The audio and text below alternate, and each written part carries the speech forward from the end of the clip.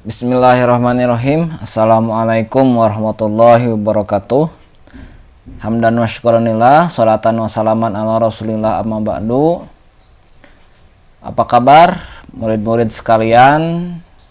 Berjumpa lagi dengan Bapak di mata pelajaran Sejarah Kebudayaan Islam untuk Madrasah Aliyah kelas 12 di semester genap.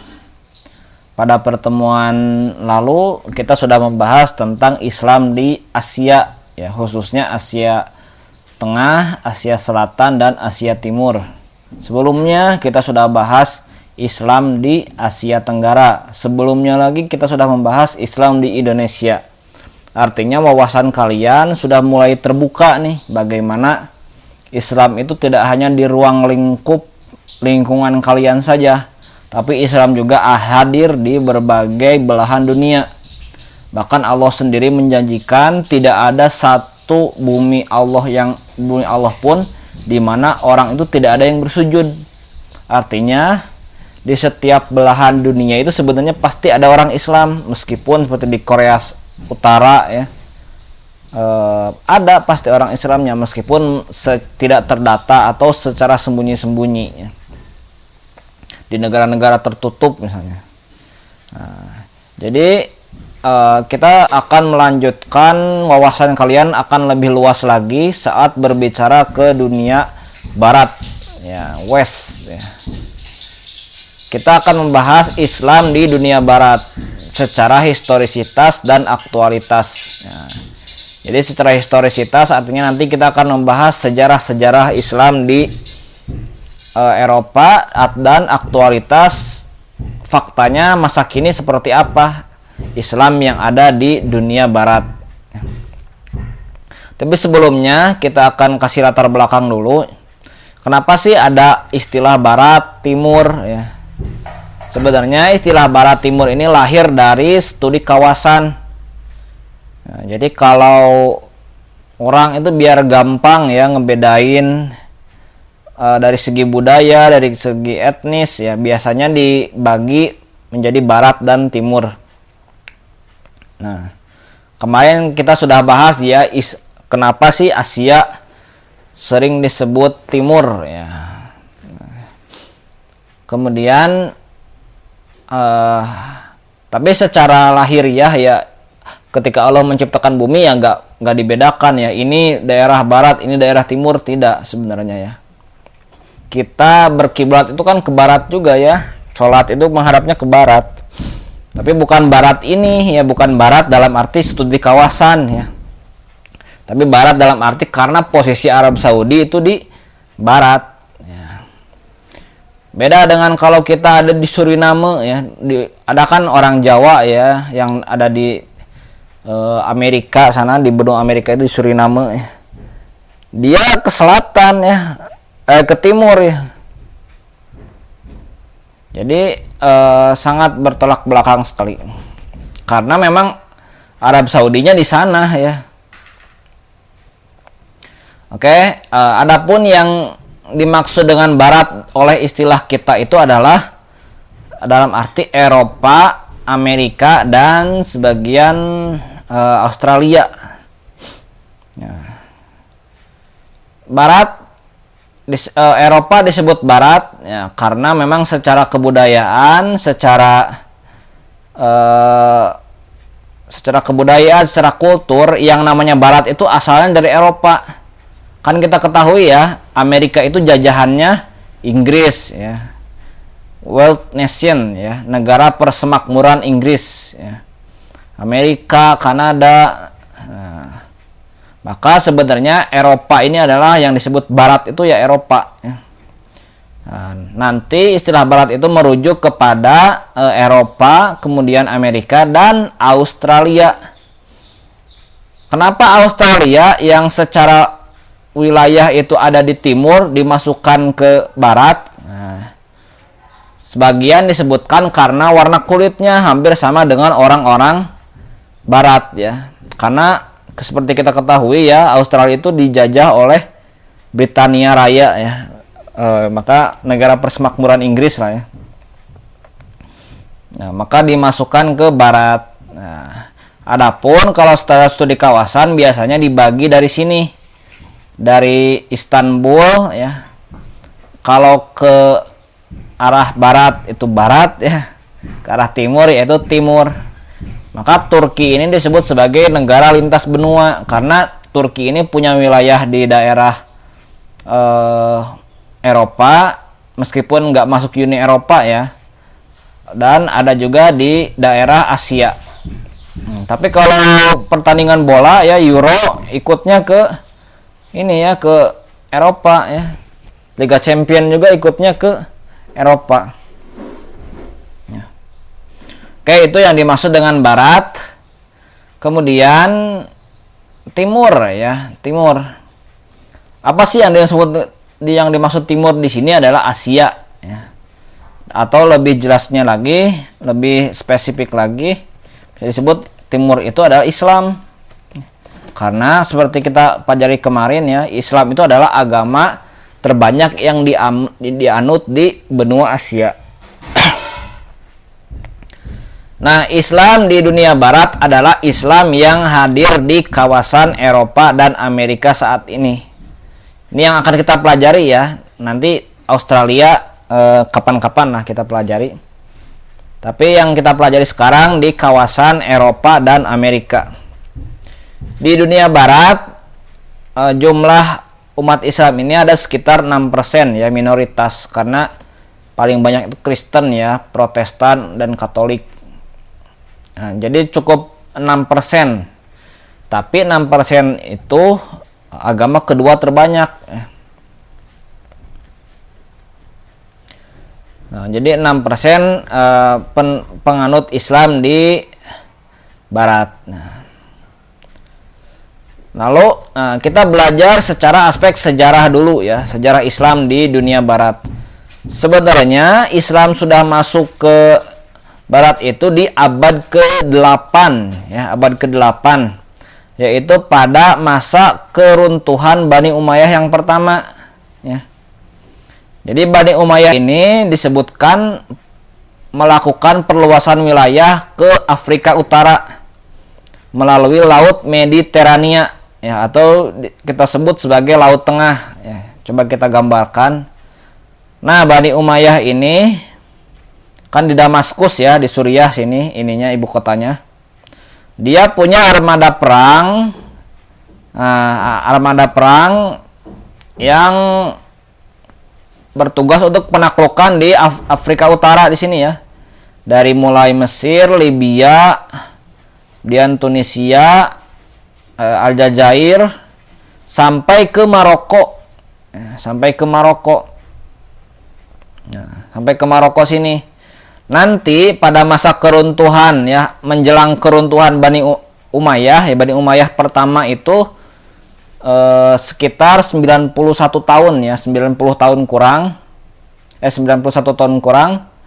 Nah, nanti ketika direbut oleh Bani Abbasiyah, banyak yang melarikan diri ke Maroko sini sampai nanti menyeberang ke Spanyol ya, ke Spanyol melalui Selat Gibraltar, atau yang sebenarnya nama pahlawan Islam itu namanya itu Jabal Tariq ya, Jabal Tariq namanya itu, cuma di bahasa dibaratkan ya, jadi Gibraltar ya, Gibraltar.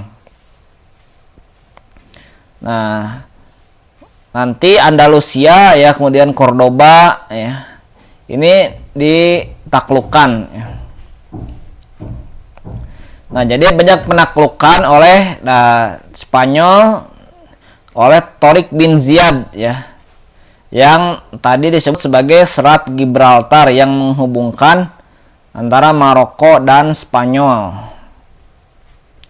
Daerah yang ditaklukkan diantaranya Andalusia, ada Zaragoza, ada Granada ya.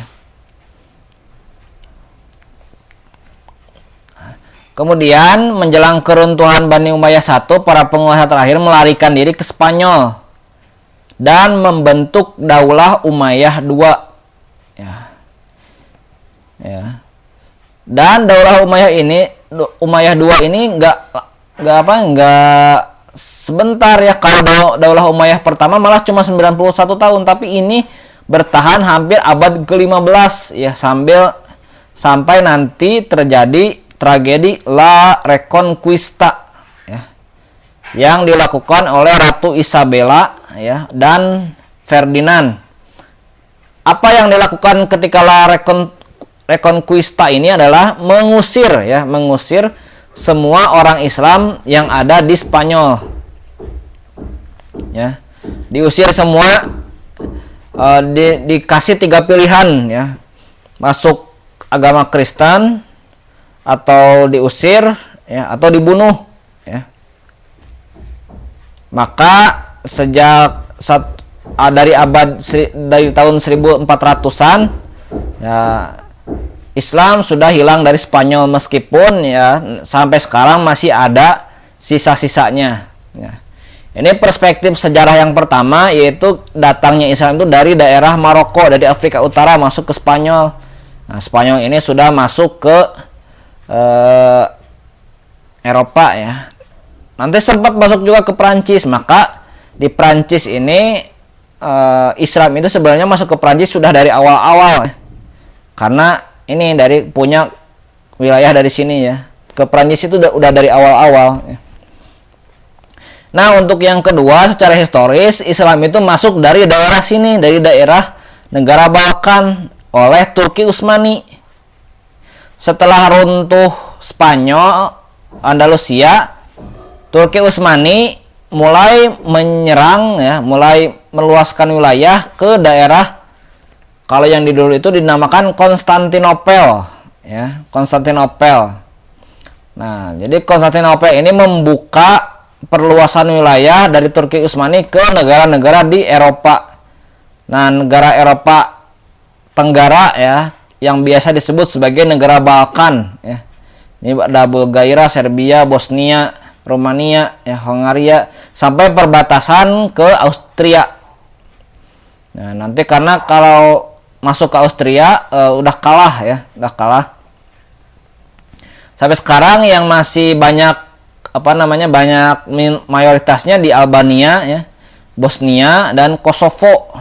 Nah, ini 3 negara ini banyak muslimnya, karena memang dulu sempat ditaklukkan oleh Turki Utsmani meskipun mereka ada di Eropa. Nah, jadi ada 2 cara masuk, yaitu melalui Turki Utsmani dan melalui Bani Umayyah II. Kalau Bani Umayyah II itu melalui Spanyol, tapi kalau Turki Utsmani melalui negara Eropa Balkan ya, atau dulu namanya itu ke Bizantium ya, bekas Bizantium. Nah, ini beberapa peninggalan di Eropa, ini di Spanyol ya. Ada Istana Alhambra ya, Masjid Alhambra. Kemudian ada masjid yang dijadikan katedral. Nah, lebih lengkapnya kalian bisa nonton ini film ini ya, 99 Cahaya di Langit Eropa ya.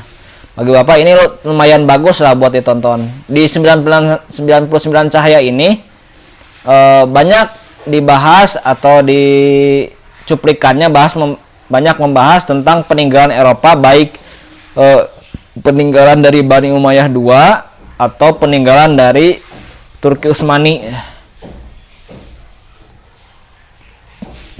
Biar sambil nonton sambil belajar ya, belajar SKI ya.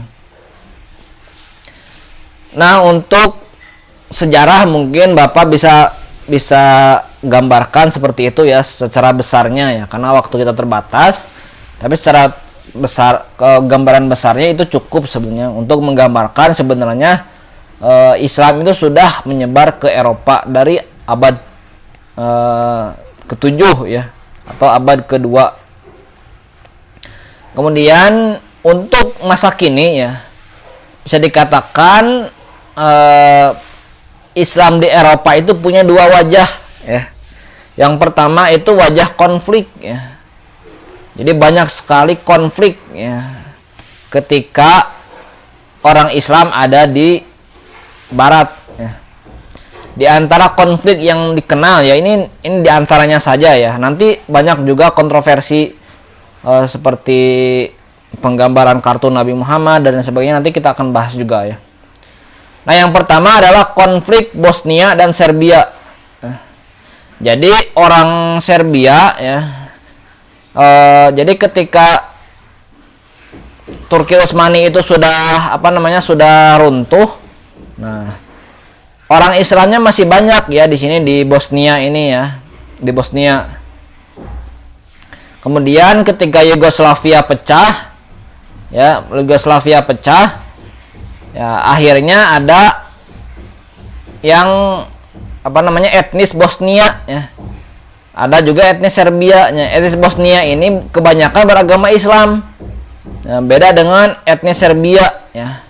Ternyata orang-orang Serbia ini, khususnya pemimpin-pemimpin politiknya, masih banyak yang dendam sama orang Islam. Akhirnya yang jadi sasaran itu adalah etnis Muslim Bosnia ya. Sampai terjadi yang namanya genosida.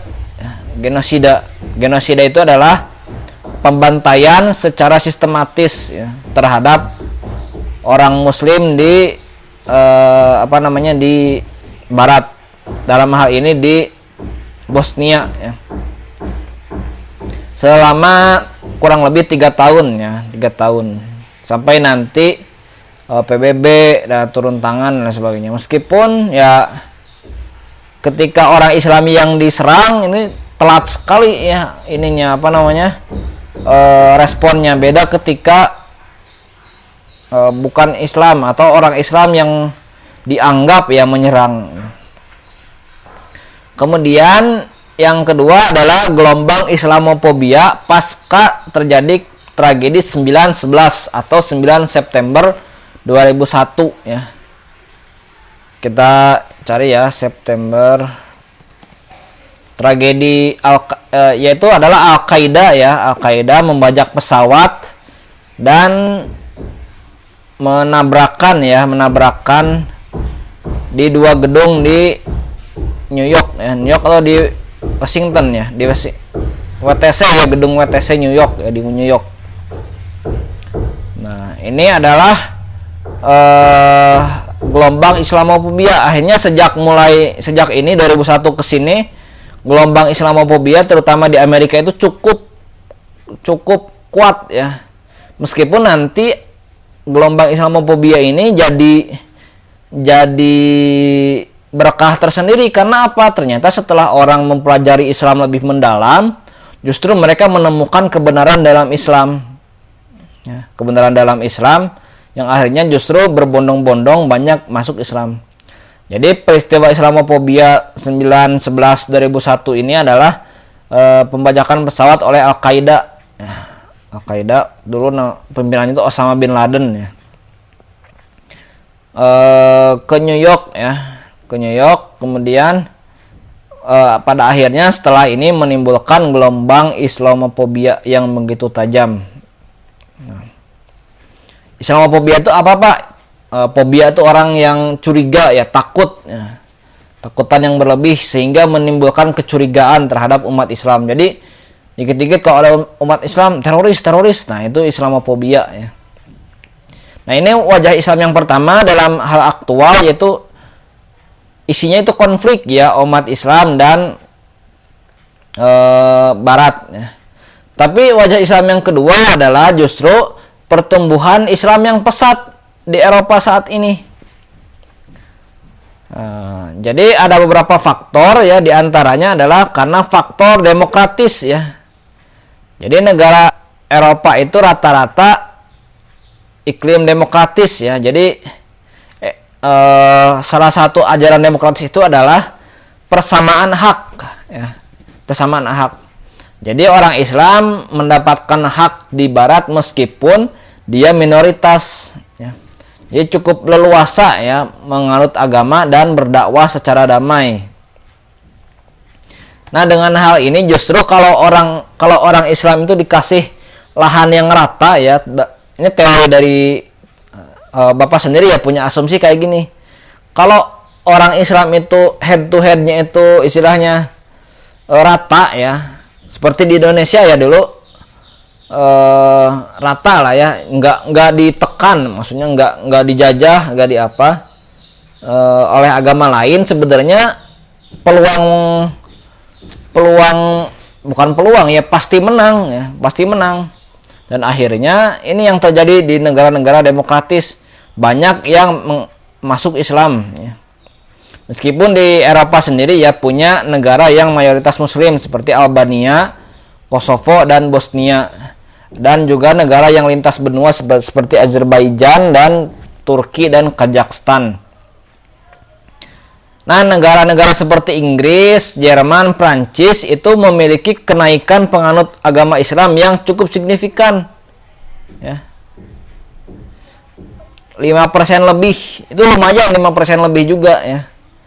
Dari berapa ratus juta ya. Berapa puluh juta.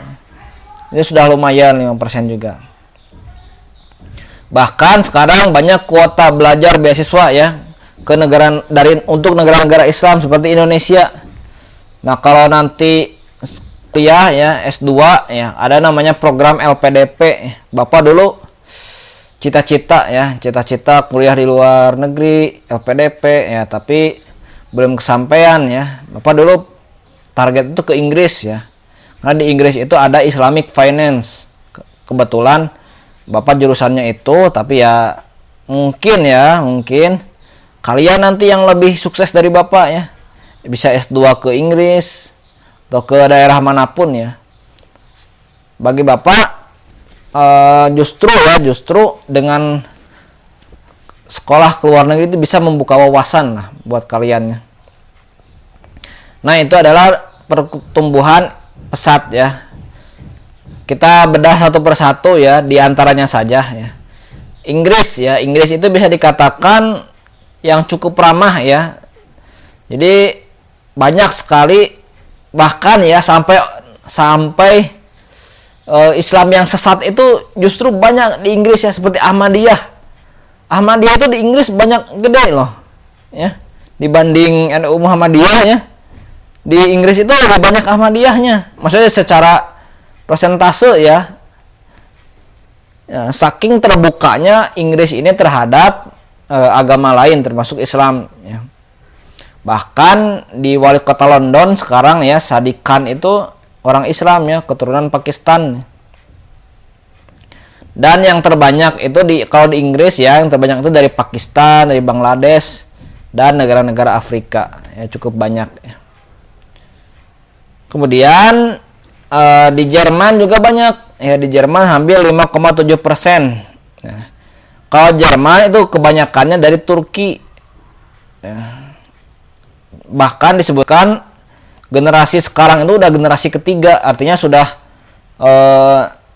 punya nenek ya, nenek yang beragama Islam, nenek, ibu, dan sekarang nih ya, kayak Ozil, kemudian Gundogan ya, itu Islam gak sih Gundogan ya, Ozil itu orang Jerman yang memang dari Turki ya. Maka sekarang di Liga Turki ya, Eropa Tenggara atau tadi negara Balkan ya, Afrika dan Asia Tenggara. Nah, Jerman juga termasuk negara yang membuka pintu ya bagi imigran Timur Tengah. Kemarin pas ada konflik ISIS ya, orang Suriah itu kebanyakannya larinya ke Jerman ya, banyak yang lari ke Jerman. Nah, kemudian Prancis. Nah, Prancis ini bisa disebutkan masuk Islam ke Prancis ini sejak ditaklukkannya Andalusia ya, di Spanyol ya, karena dekat ya Spanyol ke Prancis. Dan di Prancis ini bisa dikatakan 5-10% ya, terbanyak di Eropa. Yang minoritas ya maksudnya.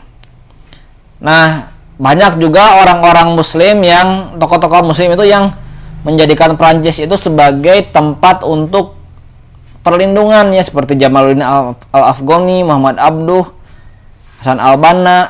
Nah, itu banyak, itu dulu ketika merumuskan pemikirannya itu ada di Paris ya. Seperti Muhammad Abduh kan, Jamaluddin Al-Afghani membuat majalah Al-Urwatul Wuthqa itu di Prancis ya. Kemudian untuk penganut besarnya itu berasal dari negara bekas jajahan mereka, Afrika Utara rata-rata ya, Prancis, Aljazair, dan Maroko. Kemudian Amerika ya. Amerika ini bisa disebut sebagai negara imigran terbanyak ya, karena baru ditemukan abad ke-12 ya oleh siapa? Ya Amerika baru ditemukan ya. Kemudian banyak yang bermigrasi ke sana ya, dari Afrika, termasuk ya dari Timur Tengah. Orang Timur Tengah ini banyak menjadikan Amerika sebagai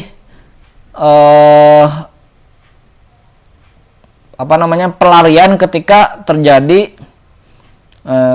terjadi konflik di negaranya.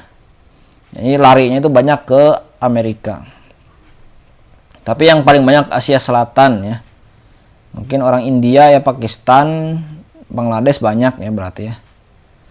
Ya kayak CEO-nya ini kan orang India juga ya, CEO-nya Google itu Sundar Pichai ya. Ya, memang banyak orang Asia Selatan yang ada di Amerika. Oke, itu secara persentase ya per negara. Nah, kemudian juga ada namanya kontroversi ya. Kalian juga harus paham ya beberapa di antaranya. Yang pertama ya, ini paling kemarin ya, paling hangat itu adalah kartun Nabi Muhammad ya di majalah Charlie Hebdo ya, sampai akhirnya mendapatkan reaksi dari Presiden Prancis ya, Emmanuel Macron, sampai akhirnya justru Macron membuat blunder dengan dengan menyebut Islam ya, menyudutkan Islam. Sampai akhirnya terjadi boykot terhadap produk-produk Prancis. Ada juga kartun Nabi Muhammad di Denmark ya, kemudian pelarangan hijab di tempat publik ini paling banyak didapatkan ya, meskipun sekarang udah mulai longgar ya pelarangan hijab di tempat publik ya, atau misalnya kamu boleh kerja di sini asal jangan pakai hijab, kan sulit banget ya di Eropa nggak kerja ya. Tapi kalau kerja harus gak pakai hijab. Nah, juga Islam itu dibuat kampanye oleh sayap kanan. Sayap kanan itu maksudnya partai radikal ya, radikal kanan ya. Kanan itu Islam kalau di Kristen ya, Kristen sayap kanan. Jadi dia mengkambing hitamkan Islam. Misalnya kalau Eropa terjadi apa-apa, itu biasanya yang tertuduh itu Islam, dan meningkatkan Islamofobia itu namanya kampanye sayap kanan ya, dari Kristen sayap kanan. Nah, ini beberapa kontroversi Islam di dunia barat. Nah, ini yang paling penting ya, karena belajar sejarah itu belajar ibrohnya ya. Jadi harus diakui bahwa setiap agama itu memiliki dinamika masing-masing. Di antaranya timbulnya gejala radikalisme agama. Efek negatif dari radikalisme agama tidak lain adalah mengarah kepada terorisme ya. Yang mana terorisme ini pasti akan menimbulkan kecurigaan dan permusuhan antar negara, seperti kelahiran ISIS, Al-Qaeda, Taliban. Nah, sampai sekarang harus diimbangi dengan gerakan-gerakan moderasi Islam ya. Apa sih radikalisme agama itu, atau kemudian Islam moderat itu apa? Nah, di sini ya sempat dimention ya. Kita perlu menggelarkan Islam, moderasi Islam, di mana nilai-nilai Islam yang dikembangkan adalah nilai-nilai Islam rahmatan lil alamin. Nah, lebih lengkap ya akan Bapak bahas lah nanti ya, meskipun di luar pembahasan. Kalau kalian yang ingin tahu tentang Islam moderat atau radikalisme agama ya, insyaallah Bapak akan buat channel videonya tersendiri ya. Nah, Indonesia sebenarnya mulai dilirik oleh negara-negara barat dan negara-negara Islam lain sebagai negara yang menganut Islam moderat ya. Di antaranya tentu tidak lepas dari adanya organisasi Islam ya, Muhammadiyah dan NU ya. Karena dari sejarah penyebaran Islam di Indonesia juga bukan melalui penaklukan, tapi lebih kepada strategi kebudayaan yang kita sudah bahas di semester pertama. Bagaimana Islam masuk ke Indonesia itu lewat jalur pernikahan, ya, perdagangan, pendidikan, kebudayaan, seni, ya, masih banyak lagi. Bahkan hampir jarang ya, bahkan nggak ada ya masuknya itu dengan ribut ya di Indonesia. Nah, sebagai pelajar Islam di Indonesia, kalian tentu harus mengawal nih, juga ikut mengembangkan arus moderasi Islam. Ya, jangan sampai kalian justru ikut ya ke gejala radikalisme agama. Ya. Nah, itu aja yang bisa Bapak sampaikan pada Islam di dunia Barat ini. Intinya secara historisitas itu kita sudah sampaikan bahwa dulu pernah ada namanya Islam di Andalusia, kemudian masuk juga melalui Turki Utsmani. Kemudian secara aktualitas yang kita sudah punya gambaran bagaimana Islam itu juga pernah menjadi sumber konflik ya antara Islam dan Barat. Nah, kemudian juga ada juga sisi lain ya, di mana Islam itu memberi pencerahan bagi Eropa ya. Oh ya, Bapak lupa sampaikan di sini ya. Ya, sebenarnya yang membawa pencerahan nanti ya ke Eropa itu adalah orang-orang dari Islam juga ya, seperti Ibnu Rus ya, Averroes ya, Ibnu Sina, Avicenna ya. Nah, jadi ketika Islam sedang jaya-jayanya, justru dunia Barat itu sedang dark age ya, zaman kegelapan. Kemudian mereka melakukan Renaissance ya, abad ke-16, 17 setelah revolusi Prancis terutama, hanya mereka bisa seperti sekarang, dan mereka terinspirasinya itu dari Baghdad dan dari Andalusia. Itu hubungan Islam dan dunia Barat juga ya. Nah, secara aktualitas ya, tadi bisa disampaikan bagaimana kita juga sudah melihat di negara-negara Barat ini terjadi orang masuk Islam ini cukup banyak ya, cukup banyak. Dan tantangannya yakni kalau kita ingin semakin berdampingan di dunia ini, maka kembangkanlah arus moderasi Islam. Oke, itu aja yang bisa Bapak sampaikan. Mudah-mudahan bermanfaat. Mungkin ini adalah pertemuan terakhir di semester 2 ini, semester genap ini. Mudah-mudahan apa yang Bapak sampaikan dari awal sampai akhir bermanfaat. Silahkan saja bisa ditanyakan, ambil ada yang belum jelas dan dilihat kembali ya. Oke, sekian. Assalamualaikum warahmatullahi wabarakatuh.